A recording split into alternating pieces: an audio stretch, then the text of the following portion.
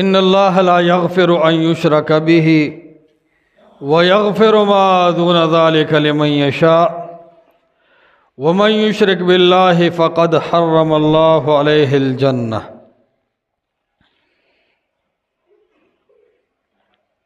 د الله د توحید متعلق خطبه ملګرو اورېدې. د دې توحید مقابل چې کوم څیز دی هغې ته شرک وایي. شرک دو خبرې په مسلمان باندې د اسلام په ټیم کې ضروری دي چې مسلمان شي. یو به د رب العالمین الوهیت د الله تعالی یووالی ومني، تمام اسماء و صفات د الله به الله د پاره ومني، او د جبریل نواله تر میږي پورې چې څومره مخلوق دی دنه به نفي کی. دا د الله د پاره د الله یووالی منل دې ته توحید وي، او دا د تمام غیر نه د الله یووالی نفي کول دې نه د شرک، دې ته د شرک نه براءت وي. نو شرک پکار دا چې مسلمان نارینه او زنانا، ځوانان او بوډاګان، لوی او واړه دي شرک پیژني چې شرک څه ته وایي. عالمان صاحبان وایي شرک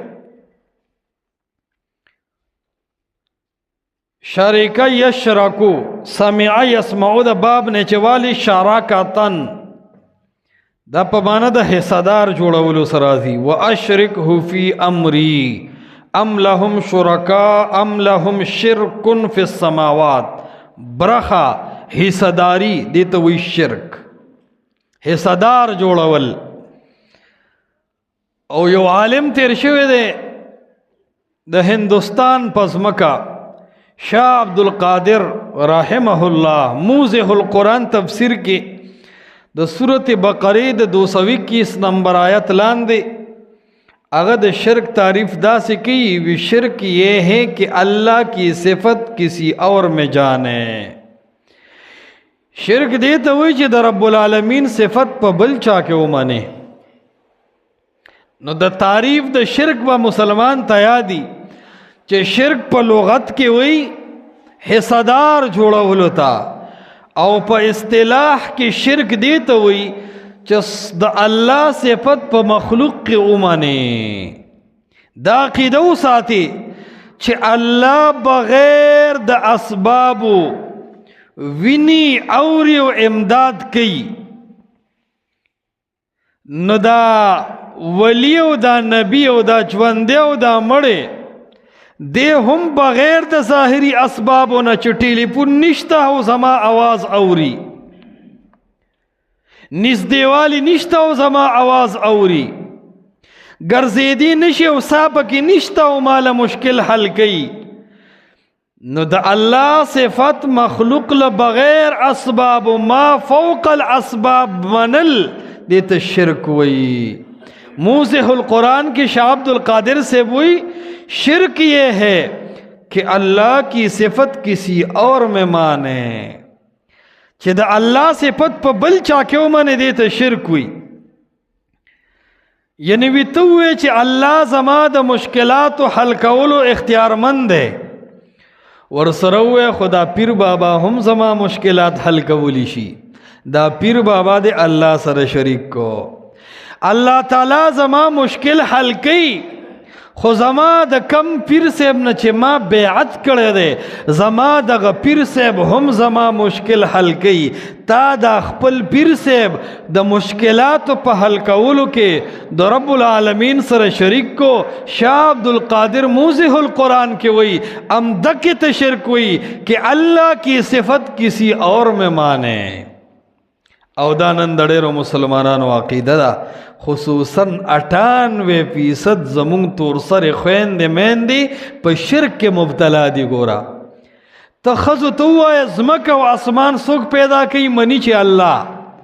ته دې سپین سرې بوډۍ ته ووایه وایه ابې دا باران څوک راوړي، وایي به چې یو الله. وایه ای ابې دا انور څوک راخیږي غورځوي، وایي به چې یو الله. وایه ابې دا ماشوم چې جاړي او دا چیړه کوي دا پسخه کیږي یخانې وي تاسې 30 کاله ژوند تیر کو لا نه خبر دی جاړو بابا له بوزه کنه دقه هغه مسله ده ابه اولاد به نشته سو کما وی کاکا صاحب لزان رسوا علی حجبیری ته چغه هوا ابه مشکل کې ما تکالیف دی را باندې گران کار تور مخکې شوی ما وی د بغداد شاهي میران او شیخ عبدالقادر جیلانی بابا د ير دی یو خواره وی د ته چې مونږ چغو کار کیږي وی دا اوس مولا خان راغلی دی وی دا خبرې نه مني فخر پم کوي دا زمونږ د زنانو شرک دی الله دې زمونږ د زنانو زړه ته د الله یووالی وردن نه کی واغه زړه نه دی چې د الله یووالی پکې نه او دا زړه نشو چې په دکې د هغه لوی رب سره شریک جوړ دی دا زړه شو دا انسان شو قرآن وی اولئک کالانعام بل هم اضل چې دومره بره زمونږ رب دی چې دا څومره لوی ځمکه ده خو زمونږ رب په دې ځمکه نه دی څومره لوی اسمانونه دي زمونږ رب په دې اسمانونو کې هم نه دی د دې اسمانونو نه بره عرش دی د کائنات یو ساینسدان به دغه ځای پیل شي هر انجینیر او هر ډاکټر او هر تجربه به دې اسمان نه پیل شي دا اسمانونه به لاندې پاتې شي د دې نه چې څومره بره عرش دی او د هغه عرش نه بره زمونږ رب العالمین دی چې دومره لوی حیثیت د هغه رب شته په ځمکه به دا بې پرتوګه او دا ناولي دا لیوني او دا پوزه بهیدونکي او دا کاږه واږه پیران به د هغه لوی رب سره شریکان شي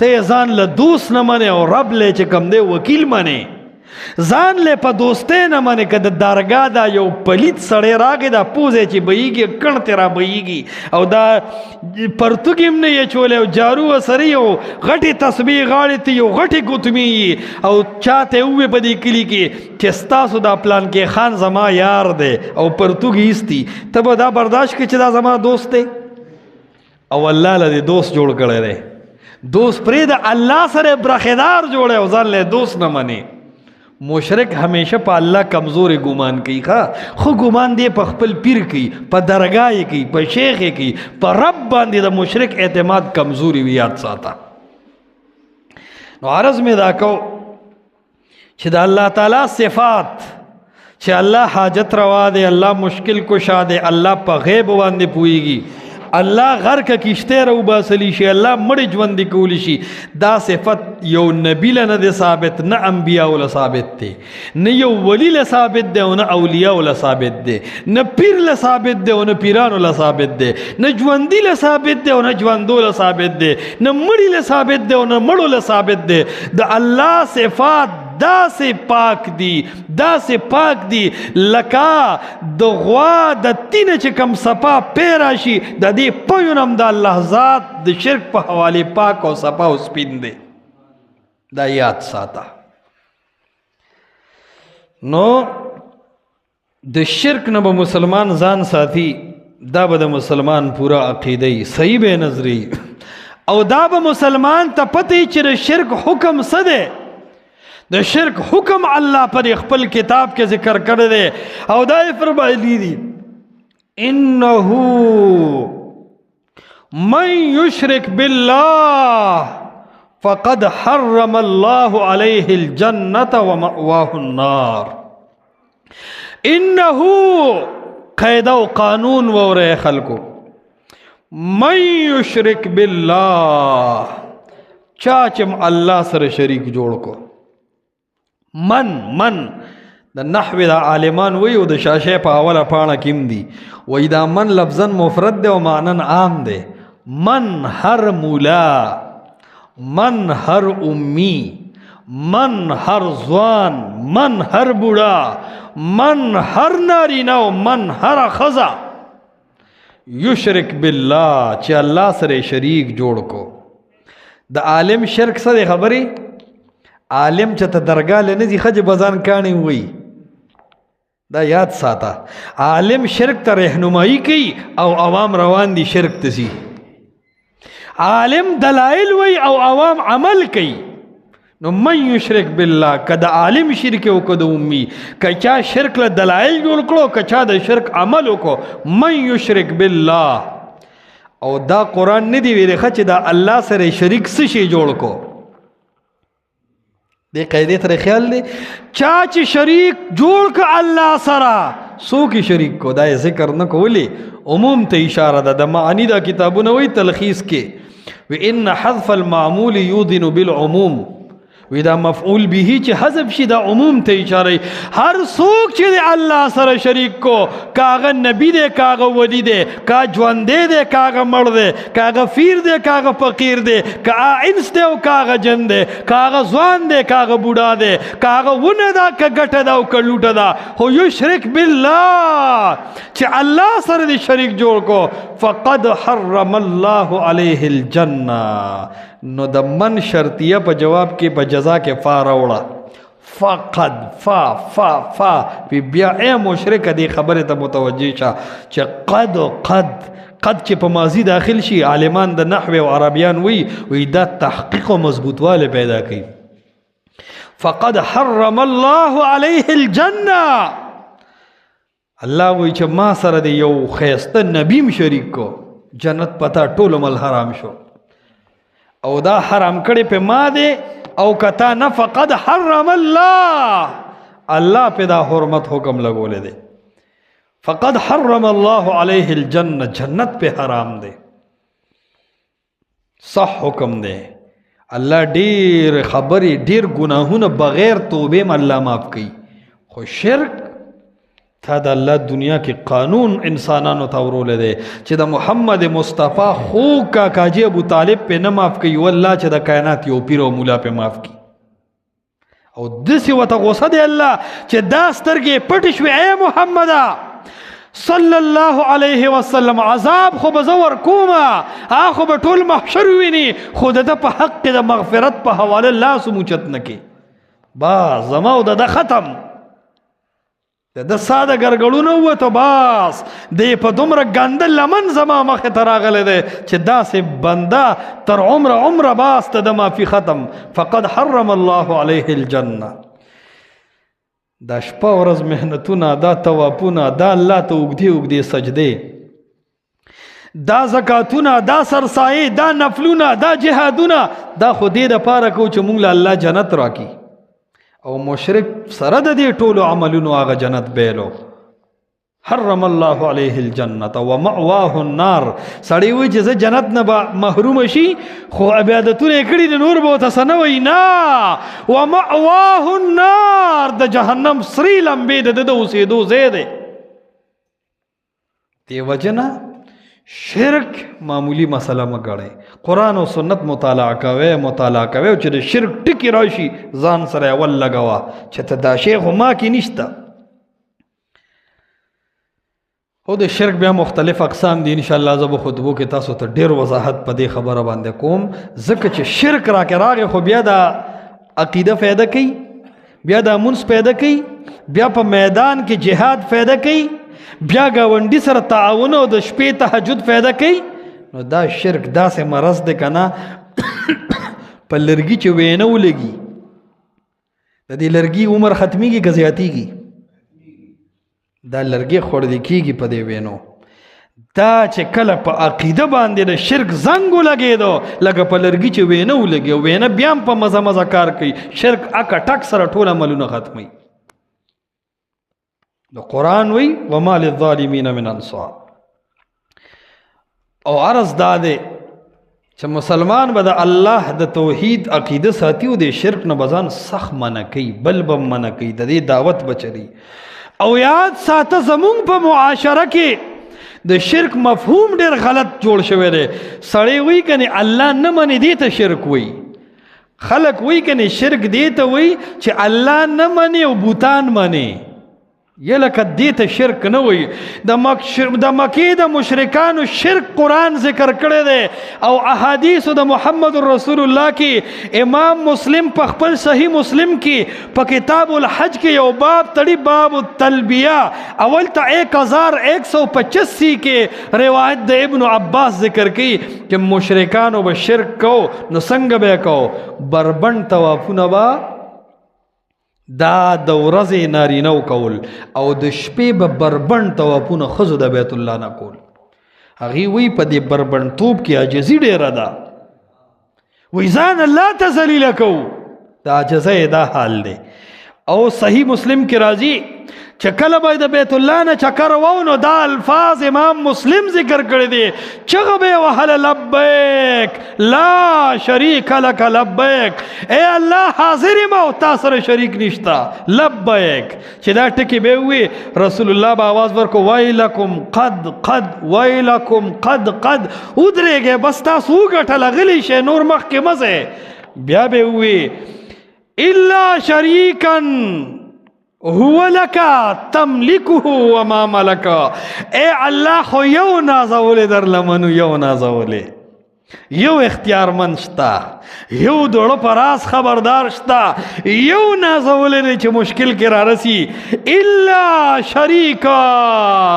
رسول اللہ بوی باس پا دیزے مو ټول حج مبیلو، ټول عمره مبیلا، ټول تهجد مبیلل، ټول چاشت منځونه مبیلل، ټول صدقې مبیلې، ټول ښه عبادتونه مبیلل، ټول عرصه متباشو.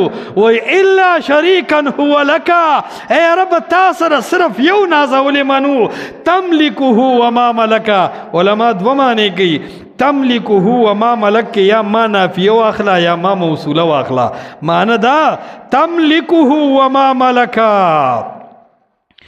اے اللہ دیم ډیر اختیار من نه دی. تملکه، اے اللہ ته د دې شریک، د دې مشرک او د دې نازولی مالک هم تی. وما ملک موصوله، یعنی د سره چې څه دي نو د دې اختیار مند هم تی، د ده دومره طاقت نشته خو ستا خواصو کې دی. او دویمه معنی دا ده تملکه وما ملک، اے اللہ تملکه تا د واک ورکړی دی، وما ملکا د خپل اختیار او خپل واک نشته، په دې واک کې تا ته محتاج دی خو دی د کمال نه خالی نه دی. دا د مکې د مشرکانو شرک الله ته چل خو، الله ته دې ته وایي الله ته چل خول. تملکه وما ملک، الله داسې نه ده، داسې ده. رسول الله فرمایي وسم په دقه ټکي مشرکان یې نو یاد ساته. د شرک دا مفهوم ګوره تصور نه بار دی چې ته ووایې ګنې شرک دی ته وایي چې الله پرېږدي او زیارت ته په سجده شي، الله پرېږدي او ګنې بت ته په سجده شي. نه، چغه به الله ته والا، سوال فریاد به الله ته کو، خو ورسره به وي چې ای الله ته خو ته خو تاله هم نازولی شته. ای الله څنګه چې مونږ د پلار نیکه او علاقې نه مجبور یو، ای الله تم د دې خپلو خواصو نه مجبور یې. نو د شرک غلط تصور په مسلمانانو کې خور دی. شرک وی دی ته چې الله به منی او سره د الله د منلو دی غر کی. دیو جنا دا د اهل علم او ذمہ داری ده چې د توحید او د شرک مسله دی عوامو ته داسې صفا کی صفا چې په کور کې ناسته ابیم پوه شي چې د الله یووالی څه ته وایي او د الله مخې ته شرک څه ته وایي. عبدالقادر جیلانی بابا خپل بچی ته وایي بچی الله داسې ومنه داسې چې د الله نه علاوه تمام غیر الله تا ته داسې ښکاري لکه د بیزو د ګډو پچې. صفر که د الله مقابله کې د ولی خپل حیثیت شته، د امام او د عالم او د پیر خپل حیثیت شته، خو د الله مخې ته دا پچی دی او ګند دی. د الله سره څنګه نسبت جوړه؟ نو ما عرض دا کو څوک وی په شرک کې یو غټ شرک دن نداره ہوتی دے. وی شرک پا دو قسم دے، یو ذاتی دے یو عطائی دے. وی دا ذاتی شرک دے خو عطائی شرک نہ دے. بریلیان گلان وی شرک کی ذاتی و عطائی دی نا، شرک چشو اللہ سر دے حصدار جوڑ کو کہ شرک ذاتی بھی ہو کا عطائی دا شرک دے. نه د الله سره ذاتن څوک شریک شته، نه الله چاله د شرکت اختیار ورکړی دی. عطایي دې ته وایي چې خپل پکې کمال نشته خو الله پکې ایښی دی. دا اختیار الله چاله نه دی ورکړی. عنده مفاتح الغیب، الله وایي دا خزانې ما سره دي او چابیانې ما سره دي. لا یعلمها، د عرش نه تر فرشه په دې تمام کائنات کې دا الله وګرځو. لا یعلمها، دا اولیاء او دا انبیاء او دا نیکان لا یعلمها، دی حس نه ندی خبر، د دی حس اختیار نشتا الا هو، د ځمکې تحت تر عرش اوچت کا الا هو، دا تمام الله ته محتاج دی، الله چاته محتاج نه دی. لا یعلمها الا هو. او یاد ساته مونږ د الله توحید ډاډه اله بیان کو، مونږ د محمد مصطفی سنت تابعداري ال ډاړه بیان کړه، مونږ د شرک هر نوغه ال بیان کړه چې سلفي عقیدم قبول کړه. والله چې د سلفیت نه مخکې یو دور خو په مونږ دا تیر شوی چې توحید تصور نه و، بیا د توحید تصور راغی خو ناقص و. اسماء او صفاتو کې مخبل عقل جنگو، دا عقل مو د الله په توحید حاکم جوړ کړو او تعویلات بم کول، دا صفت د الله نه منو، دا صفت نه منو، دی کې دا تعویل دی، دی کې دا تعویل دی. توحید ناقص و چې توحید الاسماء و صفات باندې پوه شو نو توحید کامل شو. او شرک دا تنظیم پرستی او ډله پرستی او شیخ پرستی او تقلید پرستی دا د شرک درجې ته رسیدلی خو مونږ پې پوه نه وو. خو چې کله د دې شرک خبرې هم مخې له راغلې او توحید هم کامل شو نو زه دا وایم چې مونږ اوس د الله په توحید او په رد د شرک پوه شو. سلفي عقیدې والا په شرک او په توحید باندې پوهیږي. د تنظیمونو ډک سړی، د خپلو مشایخو نه مجبوره انسان، د خپل امیر فیصلې ته انتظار کوونکې، د رکنیت پارم ډکونکې مولا، د یو جنډې د لاندې ژوند تېروونکې مولا، د اکابرو په تشریحاتو نه مجبوره انسان به په توحید څه پوه شي، دی به په رد د شرک څه پوه شي. وی مونږ موحدین یو جی یاره چې مونږ د شرک رد کوو، د جنډې لاندې ژوند تېری، د تنظیم لاندې ژوند تېری، د اکابر پرستی شکارې، د تقلید د لاندې ژوند تېری، د ابو منصور ماتوریدي نه بغیر د گاډې نه چلیږي، د امام ابو حنیفه نه بغیر دین نیمګړی ګڼې، د اکابر دیوبند نه بغیر ځان ناقصه ګڼې، د هغې نه بعد د جنډه خوښه کړې ده، د هغه جنډې دپاره د امیر خوښ کړی دی، د هغه امیر په خوله کښېنې او پاسې وي زه موحد هم یم او د شرک نه بریم یم. لوی شرک کې هم مبتلا یې زما مهربان، په لوی د توحید په نقص کې هم مبتلا یې. الله دې د سلفي عقیدې د مزې نه خبر کړه چې توحید بیان او د شرک په رد باندې پوه شي. توحید ډېر رستو راځي. الله اکبر کبیره. نو عرض مې دا کو چې شرک د دینه براءت او د دینه ځان لواله دا د مسلمان ضروری کار دی. او د شرک 9 پورې بده قرآن ډیر په عجیب انداز ذکر کړی دی. د شرک مذمتونه قرآن ذکر کړی دی. یو مذمت قرآن د شرک دا بیانوي چې په جهالتونو کې لوی جهالت چې دی هغه د شرک دی. کله قرآن وایي چې په ټولو کې لویه تباهي چې ده هغه د مشرک ده. کله قرآن وایي د ټولو عملونو ضایع کېدل چې دي هغه په شرک دي. کله قرآن وایي د ټولو فساداتو جړه چې ده نو هغه شرک ده. کله قرآن وایي د ټولو نه بزدل انسان چې دی هغه مشرک دی. کله وایي د ټولو نه په تیارو کې ډوب انسان چې دی هغه مشرک دی. کله قرآن وایي د ټولو نه لوی ګمراه چې دی نو هغه مشرک دی. د شرک مذمت د شرک نجاستونه به قرآن کې ووره حق حیران بشه. او د شرک اقسام چې ووره نو د ځان باره کې به سرم فکر پیدا شي چې چېرته په دې شرک کې خو زه نه یم مبتلا. رب العالمین دې مونږ تاسو صحیح د توحید پابند او د شرک نه برات والا جوړ کړي. او یاد ساته د شرک او د مشرک دواړو نه به براعت کې. د بدعت او د بدعتی دواړو نه به برات کې.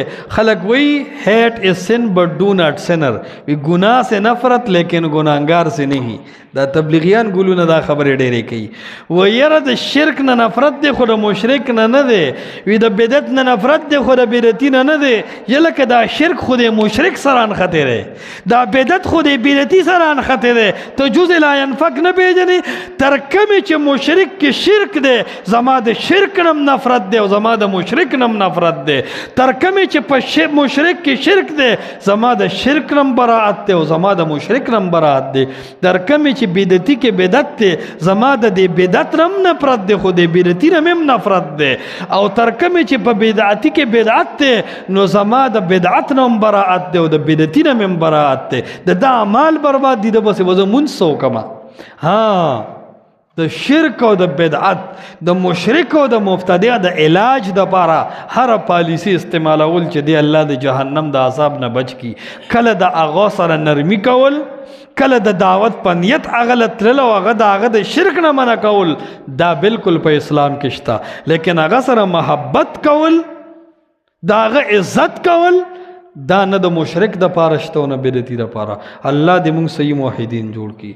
او چې کله د ستا د پلار سره د چا نه لګي ته به د هغه عزت وکړي، ستا پلار سره چې د چا نه لګي ته به ورسره محبت وکړي، نو زما رب سره چې د چا نه لګي موږ به ورسره محبت وکړو.